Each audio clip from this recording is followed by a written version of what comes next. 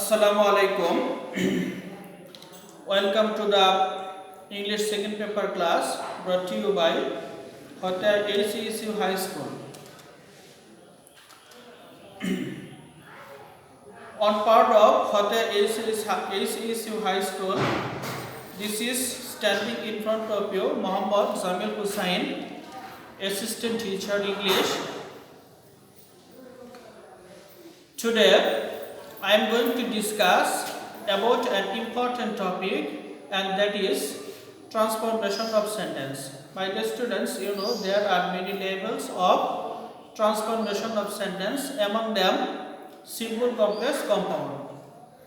In the previous class, I discussed about simple, complex, compound, and only one rules turning simple to complex sentence.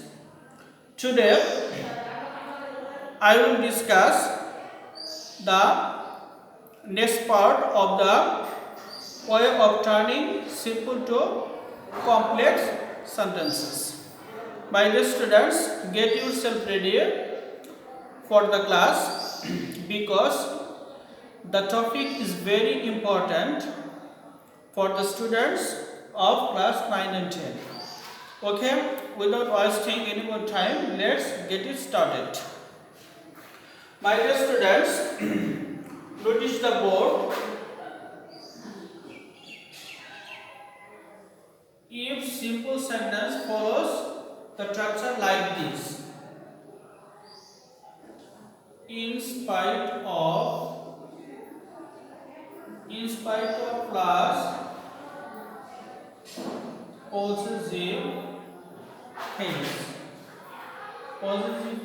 plus verb plus ing plus dot comma plus second clause. If simple sentence follows the structure, then complex sentence will be following the structure. I am writing the structure of complex sentence. At first, we have to write though or although, or although instead of in spite of. Then we have to write nominative case of positive case. Nominative case of positive case. Nominative case of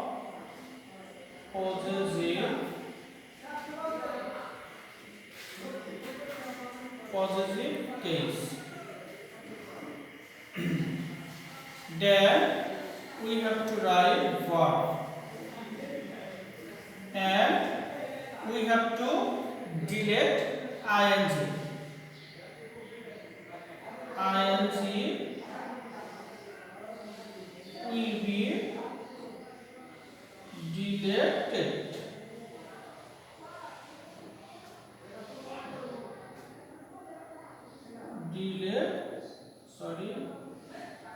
Deleted. Ing will be deleted. Verb will be according to the form of verb of main clause.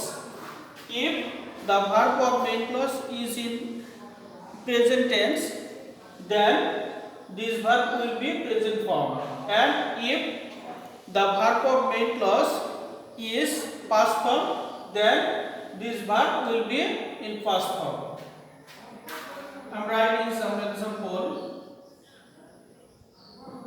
In spite of his working hard. In spite of his working hard, he cannot shine. He cannot shine. My dear students, you have to notice the verb of main clause here. He cannot shine. This is the main clause, and here cannot shine. Cannot shine is the present form. So carefully we have to write the form of verb of present tense. At first I have to write though or although. Now I'm writing though. Then have to write nominative form. Nominative case of this possessive case. He. First we have to delete ing. Then remain word. My dear students,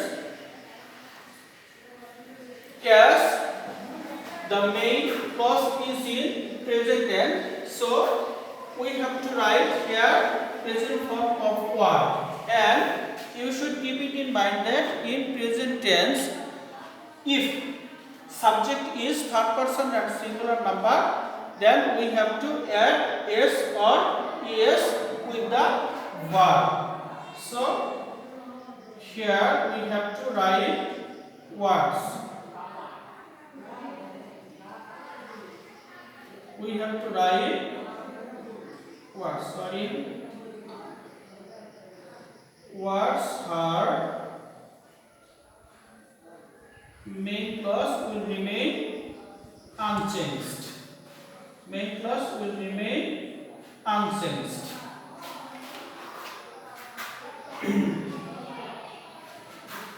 The complex sentence is though he works hard, he cannot shine.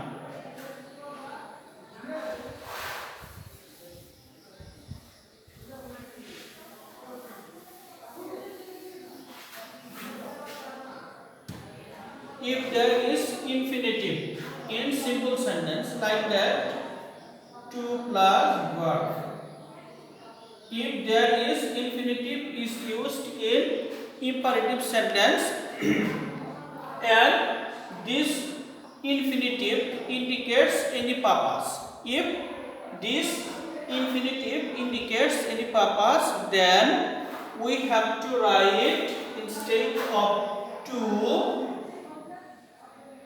so that plus subject plus can or could. Can or could. I'm writing an example. He works hard to shine in life. To shine in life. Why he works hard to shine in life? Here, to shine in life indicates purpose. So, complex sentence will be like that. He works hard. He works hard so that. We have to write here so that plus subject plus can, because the main verb is in present tense. So can is used here because of that, so that he can shine in life. So that he can shine in life. She read attentively. She read attentively to pass in the exam. My dear students, we know that in present indefinite tense, if subject third person and singular number, then we have to add s or es with the verb. But here she is subject third person and singular number, but there is no s or es with the verb of read. So we have to see that it is in past participle form. It is in past indefinite tense. It is in past indefinite tense. Then the complex sentence will be she read attentively. She read attentively so that she could. Here could will be used because read is in the past indefinite tense. She could pass in the exam. She could pass in the exam. Okay, my dear students, we are going to in another rules, and that is if there is two in simple sentence, two in simple sentence, then we have to write so instead of to, and have to write there plus subject plus can or would plus not instead of to. This part will be written instead of to, and so will be written instead of to. I am writing an example. She is too weak to walk.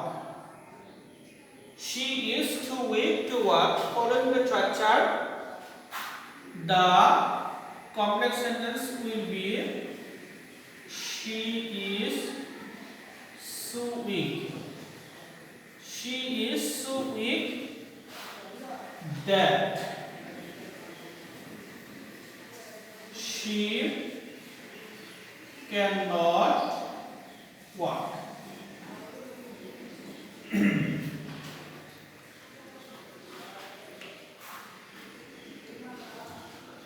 My dear students, the complex sentence will be she is so weak that she cannot walk. I am writing another example. The problem is too difficult.